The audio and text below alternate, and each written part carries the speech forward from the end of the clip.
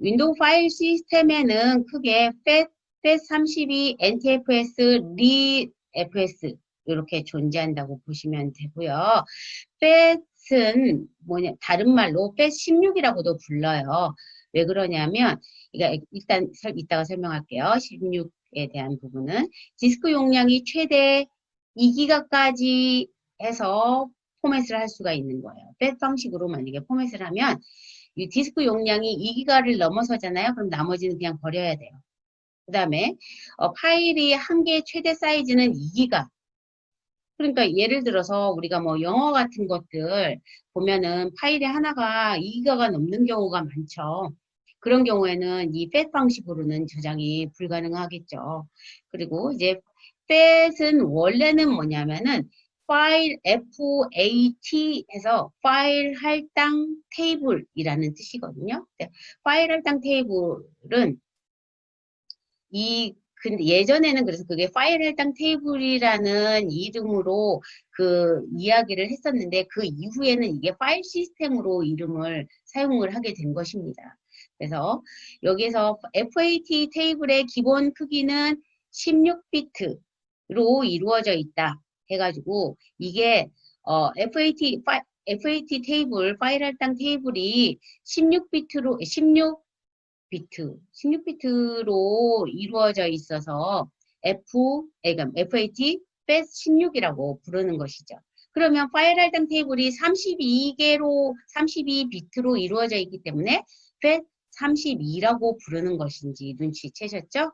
네, 그렇게 되는 것이고요. 이따가 제가 그 파일 할당 테이블의 그림을 한번 보여드릴 건데요.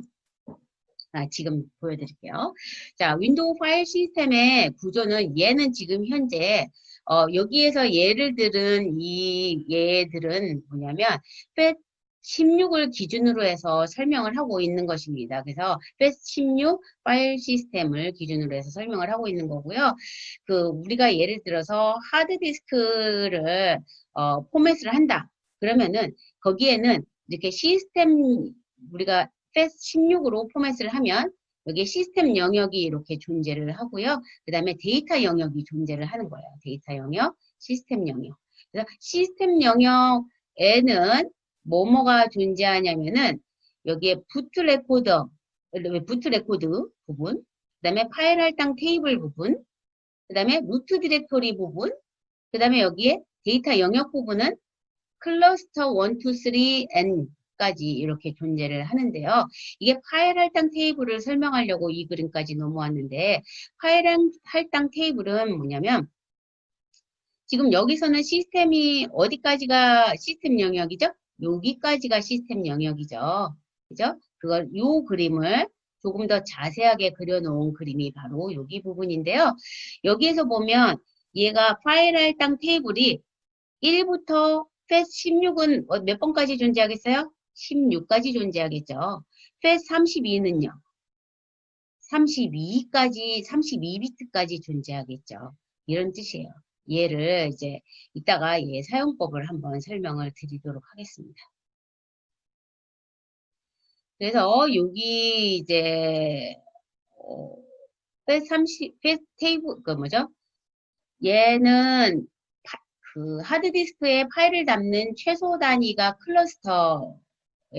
그래서 클러스터인데 여기 방금 아까 우리가 봤듯이 데이터 영역에 클러스터들이 존재한다고 했잖아요. 근데 FAT16 방식에는 이 클러스터 하나의 공간에 32kb의 데이터를 저장할 수가 있어요. 그래서 만약에 예를 들어서 우리가 파일을 만약에 뭐 시어너 프로그램을 작성을 했다. 그래가지고 거기다가 그 시어너 프로그램이 30kb의 데이터야. 그러면 이 클러스터 하나에 저장이 다 되겠죠. 그런데 이게 만약에 시어너 프로그램 뭐뭐.c라는 프로그램이 만약에 40kb다. 그러면 어떻게 되죠? 이 클러스터가 32kb밖에 안 되기 때문에 두 개의 클러스터에 저장이 되게 되는 것이죠. 자, 그렇게 되는 것이고, 그래서 클러스터의 개념은 여러분들 클러스터라는 말은 많이 들어봤지만 그것이 뭔지 모르셨을 것 같은데요. 이게 하드디스크의 데이터를 기록하는 최소 단위가 바로 클러스터가 됩니다. 그리고 FAT30, FAT16은 클러스터의 크기가 32KB 거 알고 계시면 되겠고요. 그리고 FAT32 부분에 대해서 볼게요. FAT32는 윈도우 95 OSR2에 처음 도입된 파일 시스템이고요. 이게 포맷 방식이죠. 그래서 파일 시스템이고 디스크 용량이 최대 32기가까지 지원을 해요. 그러면 요즘에 여러분들이 가지고 있는 게 만약에 예를 들어서 1테라다. 그러면 통째로 이게 포맷이 될까요? 안 되죠. 그러면 32기가 빼고 나머지는 못 쓰게 됩니다. 그 다음에 파일 이제 한 개의 최대 사이즈는 4기가이다. 그래서 이제 4기가가 넘는 파일은 하나의 파일로 저장이 불가능한 것이죠. 그래서 FAT32에서는 4기가 이상 되는 파일을 저장을 할 수가 없어요. 그 다음에 FAT32는 아까 말씀드렸던 대로 파일 할당 테이블이 32비트라고 했죠. 32비트계의 그래서 이 32비트는 즉 예를 들면 여기에서 보시면 얘를 여기 시스템 영역에서 파일 할당 테이블을 이렇게 쪼개놨는데요. 얘가 32개가 존재한다고 했잖아요. 즉 얘가 하나의 비트에 그 클러스터의 정보들을 다 가지고 있는 거예요. 그래서 얘가 만약에 32개의 비트를 가지고 있다면 얘는 32개의 클러스터가 존재하는 거죠. 그러면 만약에 예를 들어서 아까 FAT16인 경우에는 뭐죠? 여기가 16비트가 존재하고요. 클러스터는 16개의 클러스터가 존재하게 되는 것이죠. 그래서 여기 부분에서 보시면 32개의 파일 할당 테이블에 비트 수가 존재한다. 32는 그 비트 수이다. 파일 할당 테이블의 비트 수이다. 라고 설명을 하고 있는 것입니다. 그리고 이제 그 NTFS는 우리가 지금 사용하고 있는 것이 전부 NTFS라고 말씀드렸죠. 그래서 NT 계열에서 사용하는 거고 윈도우 2000 서버 이상에서 사용되어졌고요. XP 버전 윈도우 7, 8, 10에서 모두 NTFS를 사용하고 있어요. 윈도우 2000 이후 버전은 전부 해당하겠죠. 그리고 이제 디스크 용량 최대 사이즈는 256TB. 그래서 포맷을 할 때 만약에 예를 들어서 여러분들이 집에서 보통 뭐 1테라, 2테라 막 이렇게 사용하시는 분들 있죠. 하드디스크가 사이즈가 그런 용량이면 아까 말씀드린 대로 FAT32 방식으로는 포맷이 불가능하죠. 그래서 NTFS 방식으로 포맷을 해야 그 용량을 다 사용할 수 있게 되는 것이고 그 이후에 나온 것들은 뭐 100테라 뭐 이렇게 뭐 용량들이 되게 많잖아요. 그래서 256TB까지는 NTFS로 포맷이 가능합니다. 그리고 파일의 한개 사이즈는 최대 사이즈는 16TB까지 가능하고요. 그런데 여러분들 이제 갑자기 의문점이 들 거예요. 도대체 파일이 한 개가 얼마나 크길래 뭐 아까도 이야기했듯이 뭐 4기가 16TB 뭐 이렇게 큰 사이즈의 파일이 있는가? 예를 들면 이런 거죠. SQL 데이터베이스의 파일들은요. 예를 들어서 NHN에서 데이터베이스 파일이 존재하거든요. 네이버에서 만약에 회원가입을 했다. 그럼 수천만이 회원가입을 하죠. 그리고 우리나라 사람만 가입하는 게 아니라 뭐 외국 사람들도 가입하고 그 개인들이 사용한 뭐죠? 물건 구매하고 뭐 네이버 쇼핑을 하고 부동산 정보를 기록하고 뭐 메일을 저장하고 그다음에 엔클라우드를 사용하고 막 이런 정보들이 몽졸이 다 어디에 기록이 되냐면 데이터베이스에 기록이 되는 것이에요. 그렇기 때문에 엄청난 용량의 그러니까 데이터베이스 안에 하나의 그 MDB 파일로 존재를 하는 거예요. 그러면은 그게 용량이 사용자 유저들이 많을 경우에는 용량이 어마어마해지겠죠. 그런데 그 어마어마한 용량의 정보들이 하나의 파일로 저장이 되는 것이죠. 그렇기 때문에 큰 용량의 파일이 필요로 하다라는 것을 알고 계시면 되겠습니다. 그 다음에 VFS 요거는 뭐냐면 윈도우 서버 2012 서버 이후에 등장을 한 건데요. 12서버부터 등장을 한 파일 시스템인데요. 단일 파일 최대 크기, 즉 하나의 파일에 최대 저장할 수 있는 크기는 몇이냐면은 약 1677만 테라바이트입니다. 그리고 얘는 단점이 뭐냐면 부팅 디스크를 지원하지 않아요. 보통은 우리가 뭐 NTFS로 포맷을 하거나 팻 방식으로 포맷을 할 경우에는 부팅이 가능하죠. 그래서 뭐 C 드라이브 해서 C 드라이브를 만들잖아요. 운영체제를 C 드라이브에 깔았다 그러면은 C 드라이브로 부팅이 가능하잖아요. 그런데 얘는 이 얘로 만약에 이 파일 시스템으로 포맷을 하면 부팅이 불가능한 거예요. 그리고 하이퍼V와 호환이 되지 않습니다. 그래서 얘의 이제 단점이 되는 거라서 실무에서는 부팅이 안 되는 파일 시스템을 사용을 하는 것을 거부하고 있죠. 그래서 지금은 아직까지는 NTFS로 사용을 하고 있고, 그래서 사용을 하고 있는데, 만약에 예를 들어서 앞으로 이제, 디스크 용량이 큰 디스크 용량이 큰 게 필요하다. 점점 여러분들이 사용하는 디스크가 막 테라바이트, 제타바이트 막 이런 식으로 막 크기가 막 늘어난다. 이럴 경우에는 이제 그 이후에 256 테라바이트가 넘는 디스크인 경우에는 얘를 쓸 수밖에 없겠죠. 그러면 앞으로는 뭐 얘를 개조해가지고 부팅을 지원하는 뭐 그러니까 단점, 취약점들을 보완을 해서 만들어낼 수도 있겠죠. 하지만 현재로서는 잘 사용되지 않고 있다고 알고 계시면 되겠습니다. 그래서 여기 부분에서는 뭐를 볼 거냐면은 파일 시스템에서 파일을, 그러니까 이게는 하드디스크라고 보라고 했죠. 그래서 이 파일 시스템에서 여러분들 그 시스템 영역과 데이터 영역에 대한 부분이 약간은 추상적인데요.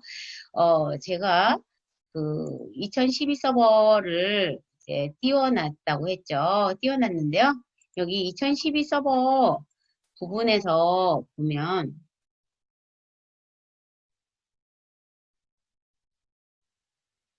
2012 서버 제가 한번 로그인을 할게요.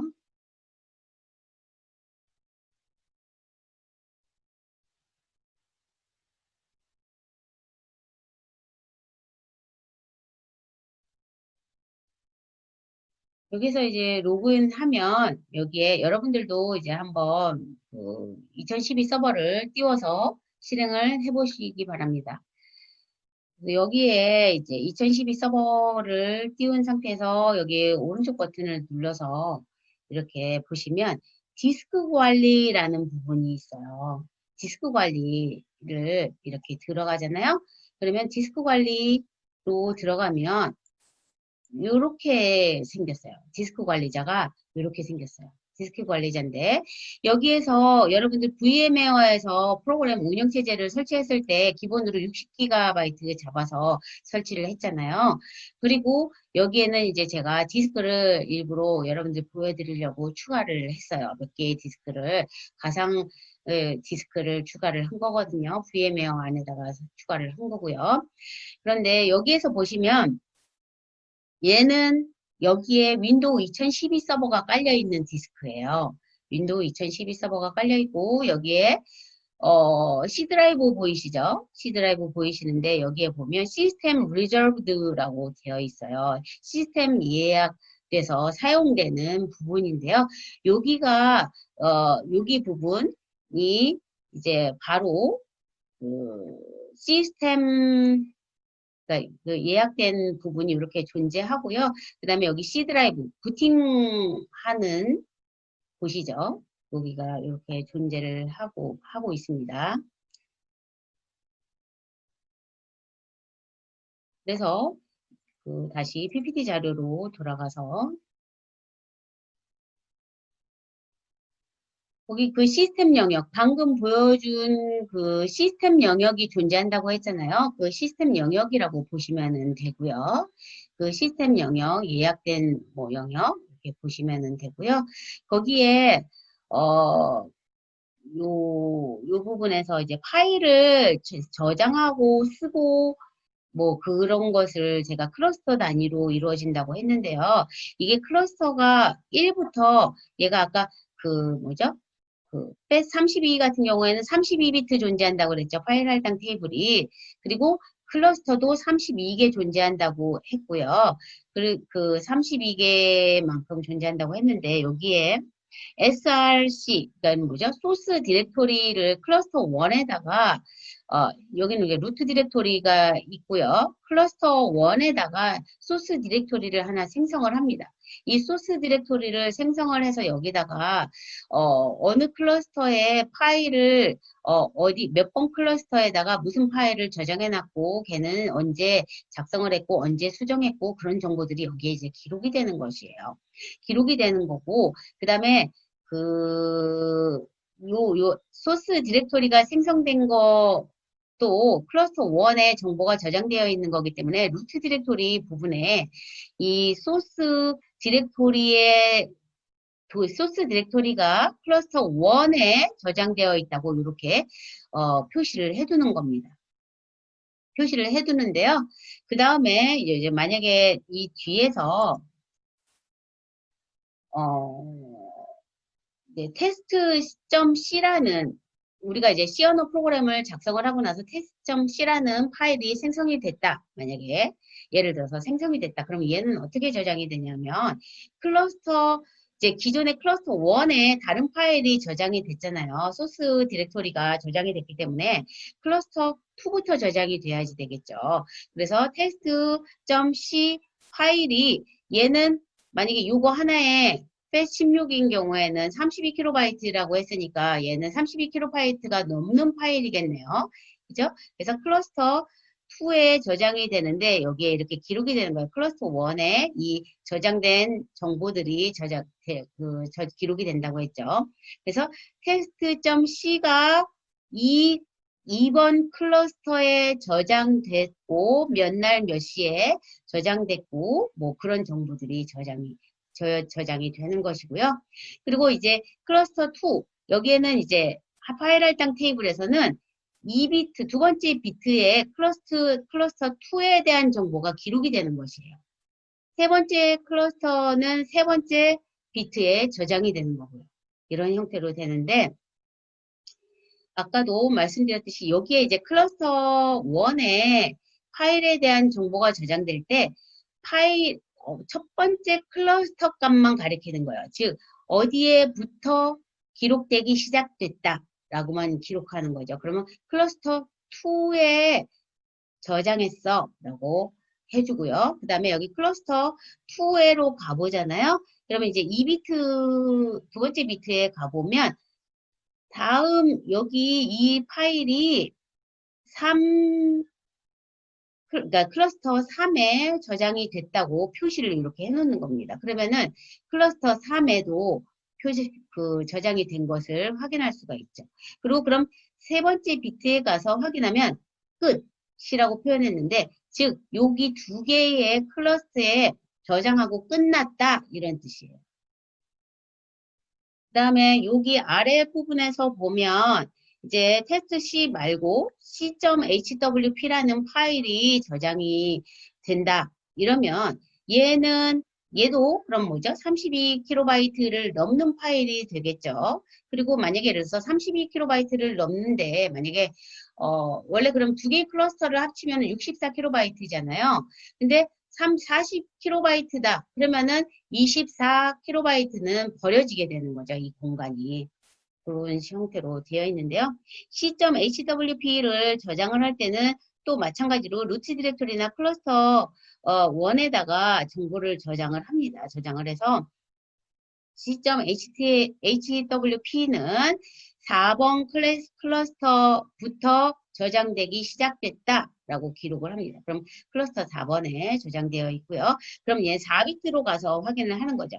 그러면 5번에도 저장되어 있어. 그러면 5번에도 저장이 되어 있는 거고요. 그럼 5번 비트에 가서 확인하면 여기가 끝이야. 그래서 파일의 끝을 알려주는 것입니다. 이게 바로 파일 할당 테이블이 하는 역할이 되는 것이고요.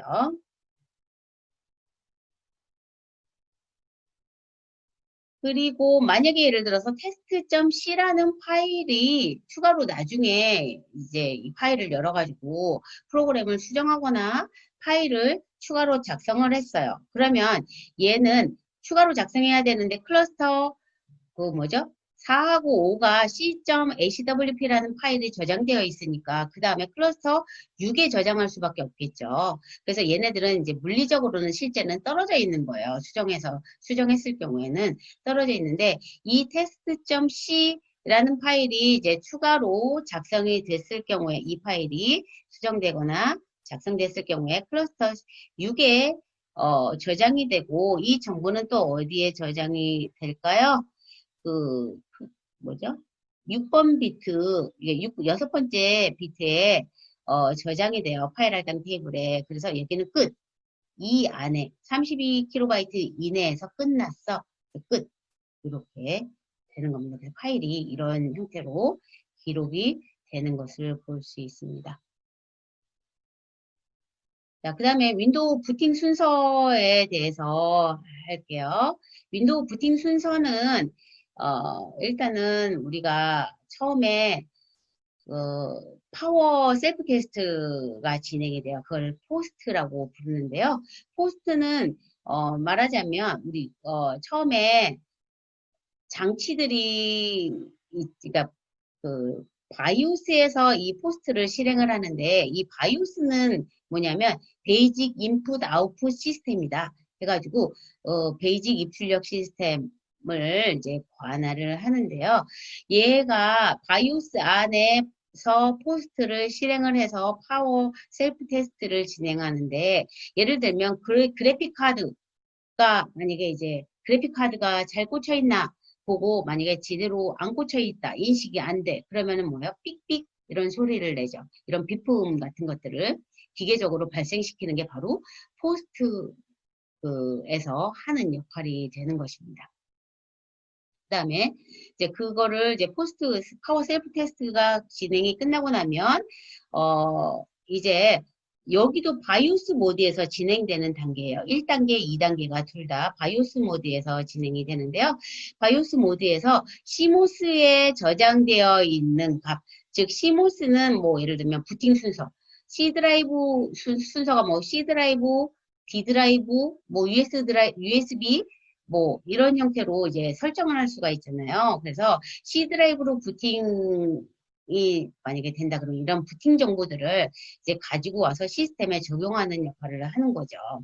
그래서 그 부팅 관련된 설정 사항을 로드를 하고요. 그 다음에 이제 세 번째 단계에서는 MBR 를 로드를 합니다. 그래서 마스터 부트 레코드를 로드를 하는데요. 이게 제가 그래서 아까 그 처음에 시작할 때 MBR이랑 GPT 방식이 있다 이렇게 얘기를 했잖아요.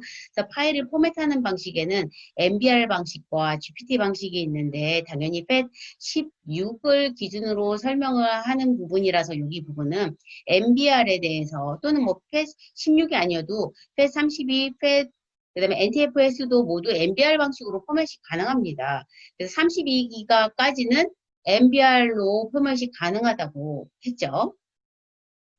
그래서 이제 MBR 방식으로 진행을 하는데 이 부분은 제가 이 부분을 한번 보여드릴게요.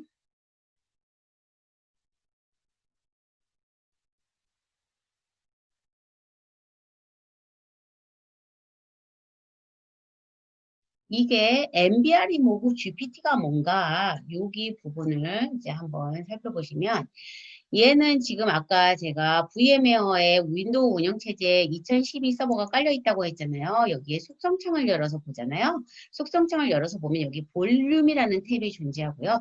볼륨은 그냥 우리가 단순히 말하는 파티션이라고 생각하시면 됩니다. 그러니까 디스크 파티션 이라고 보면 되는데요. 보통은 이제 볼륨이라는 용어는 동적 디스크에서 사용하는 용어예요.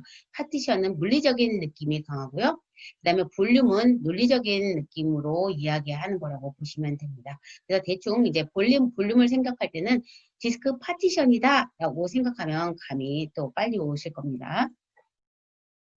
이 부분에서 보면 파티션 형식이 뭐냐? MBR이다. 마스터 부트 레코드이다 라고 쓰여져 있습니다. 그리고 다시 여기 밑에 부분 보면 제가 여러분들을 보여드리려고 일부러 여러 개 디스크를 초해놨다고 했죠.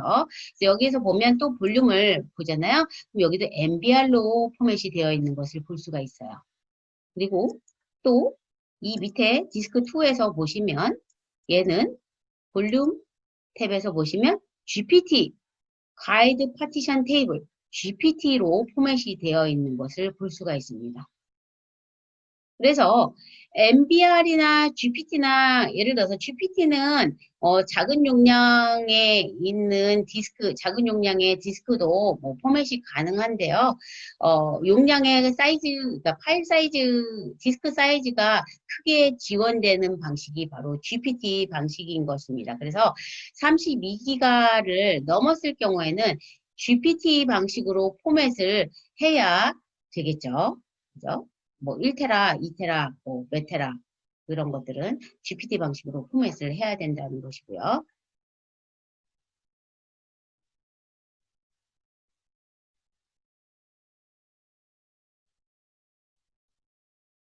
자, 그래서 여기 부분 이제 잠시 그 MBR이 등장해서 설명을 드리려고 보여드렸고요. 그래서 얘는 이제 MBR 방식으로 포맷이 된 거죠. 그래서 거기에 마스터 부트 레코드 부분이 존재를 하게 된 거고요. 그 값을 로드를 해요. 그러면 거기에는 뭐가 들어있어요? 첫 번째 섹터, 저장 매체. 그럼 뭐야? 하드디스크의 첫 번째 섹터. 여러분들 트랙과 섹터로 뭐 나뉘어지고 뭐 이런 거 아시죠? 하드디스크에. 그 첫 번째 섹터에 뭐가 저장되냐면 512kb의 영역인 그 기본 파일 시스템에 대한 정보가 기록되는 공간이 있어요. 아까 시스템 리저브드 그 영역 있죠? 그 부분이 바로 이제 고기 부분이라고 보시면 됩니다.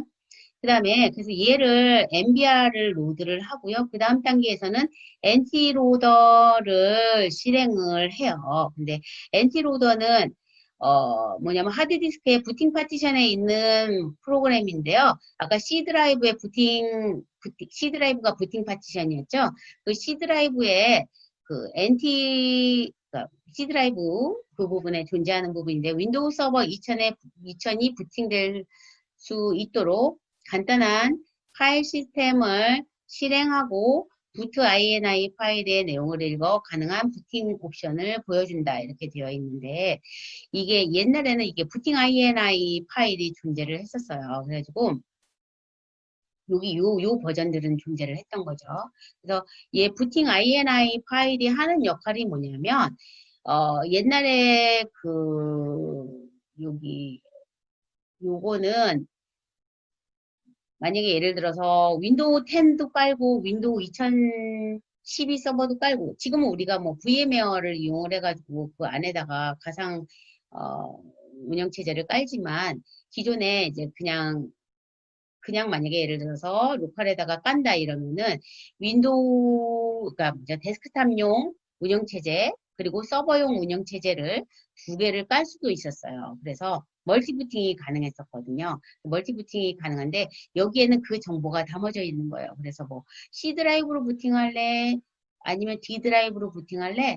C 드라이브는 뭐 그 데스크탑용 운영체제고 D 드라이브는 뭐 2012 서버가 뭐 아니죠. NT 서버가 깔려 있고 뭐 이런 경우에 어떤 걸로 부팅할래? 이렇게 물어보는 그런 정보들이 여기에 기록이 되어 있습니다. 그래서 그런 NT 로더를 실행을 하는 거고요. 부팅 정보 같은 것들이 들어있고, 그 다음에 ntdetect.com이 그 다음 단계에서 실행이 됩니다. 그래서 ntdetect.com은 하는 역할이 뭐냐면 하드웨어를 검사를 해요. 그래서 그 PC의 CPU 유형이 뭔지, 버스 유형이 뭔지, 비디오 보드 유형, 키보드와 마우스 종류는 뭔지, 컴퓨터에 장착되어 있는 직렬 포트와 병렬 포트, 플로피 디스크 드라이버에 대한 정보를 검사를 하는데요. 직렬 포트는 뭐죠? 프린트 포트 같은 경우에는 직렬 포트에 속하겠죠. 그런 그 하드웨어들을 검사하는 단계로 넘어가게 됩니다. 그 다음에 여섯 번째 단계에서는 보시면 NTOS 커널 프로그램을 실행을 하게 됩니다. 그러니까 커널이 실행이 되는 거죠. 여러분들 아까 제가 커널 모드, 사용자 모드에서 커널에 대한 설명을 했었죠. 그 안에 할이라는 게 존재했던 거 기억하시죠? 그래서 할.dll이라는 파일을 로드하는 단계고요. 로드를 하는 단계가 바로 6단계예요. 그래서 그 커널 모드가 실행되는 단계다 이렇게 보시면 되겠죠. 그래서 커널을 로드를 하고요. 윈도우 2000 서버는 시스템 설정을 로드하고 이것을 뭐 여기 뭐 저장한다 뭐 이렇게 되어 있고요. 그래서 커널을 초기화하고 그 다음에 서브 시스템을 시작을 하는데요. 서브 시스템은 아까 뭐랬죠? 윈도우 32 서브 시스템 기억하시죠? 그 윈도우 32 서브 시스템이 시작이 되는데요. 윈도우 32 서브 시스템을 시작을 하면 얘가 뭐라 그랬어요? 응용 프로그램이 실행되는 것들도 도와주고 커널 모드에 있는 관리자들도 이제 뭐 실행이 되도록 도와주고 뭐 그런 역할을 한다고 했잖아요. 그래서 윈도우 32 서브 시스템이 윈도우 로그온.exe 파일을 실행을 시킵니다. 그리고 그 다음에 만약에 이제 이 프로그램을 실행을 시켜놓고 컨트롤 알트 딜리트 키 눌러서 아이디 비밀번호 입력을 하잖아요. 그러면 로컬 보안 인증 서버가 엘사가 작동을 하게 되는 거죠. 그리고 엘사 작동해서 비밀번호 인증이 맞았으면 그러니까 뭐 그 뭐죠? 그 비밀번호를 누구랑 비교한댔죠? 샘이랑 비교를 하죠. 샘 데이터베이스에서 해시 값을 비교를 해서 맞으면 일치하면 뭐를 해요? 유저 이니트라고 해가지고 사용자 초기화를 실행하는 프로세스를 실행을 하게 되는 거죠. 비밀번호가 맞았으니까 하나의 프로세스가 실행되게 해야 되겠죠. 그렇게 되는 거고, 그 사용자가 만약에 홍길동이다 그러면 홍길동은 뭐 특정 특정 폴더나 파일은 접근할 수 있고 어떤 특정 파일이나 폴더는 읽기만 가능하고 쓰기는 불가능하고 뭐 그런 식의 정보들이 이제 기록되어 있는 것이 바로 쉘인데요. 그 쉘을 실행해서 각 사용자별로 접근 권한에 맞게 실행이 되도록 하는 것이 실행이 되도록 하는 것입니다. 이렇게까지의 단계이고요. 그래서 제가 아까 여기 디스크 관리자를 보여드렸었잖아요. 디스크 관리자를 보여드렸는데 거기서 만약에 이제 그 포맷을 만약에 여기 디스크 1을 포맷하는 부분을 보여드리는 건데 여기서 디스크 1을 포맷을 하면 그러니까 MBR 방식으로 포맷할래, GPT 방식으로 포맷할래를 물어봐요. 파티션 형식을 뭘로 할래 이렇게 물어봐요. 그래서 여기서 이제 만약에 아까 그 디스크2에서는 GPT 방식으로 포맷을 한 거죠. 그리고 원래 우리가 2012 서버는 MBR 방식으로 자동으로 포맷이 되어 있습니다. 이렇게 되어 있고요. 그 다음에 그래서 아까 그 시스템 리저브드 영역, 시스템 그 뭐죠? 마스터 부트 레코드 영역이로고요.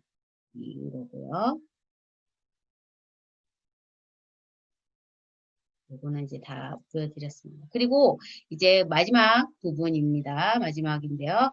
여기 윈도우의 부팅 순서가 비스타 이후, 즉 2007에 비스타가 나왔죠. 그 이후 버전부터는 이런 형태의 단계로 진행이 되는 거고요. 그래서 기존에 아까 2000이랑 XP랑 뭐 걔네들이 부팅하는 단계에서는 1에서 3단계가 모두 똑같고요.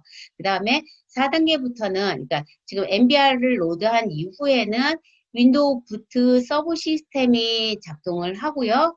그 다음에 그래서 윈도우 부트 서브 시스템에서 부트 매니저 프로그램이 실행이 되고 그 다음에 5번째 단계에서는 윈도우 OS 로더가 실행이 됩니다. 그래서 winload.exe 파일이 실행이 되고요. winload.exe 파일이 여기서 하는 역할은 뭐냐면 엔티 디텍트와 마찬가지로 하드웨어의 정보들, 각종 장치들의 드라이브를 로드하고 그 다음에 NT OS 커널 프로그램을 실행시키는 역할을 하게 되는 것입니다.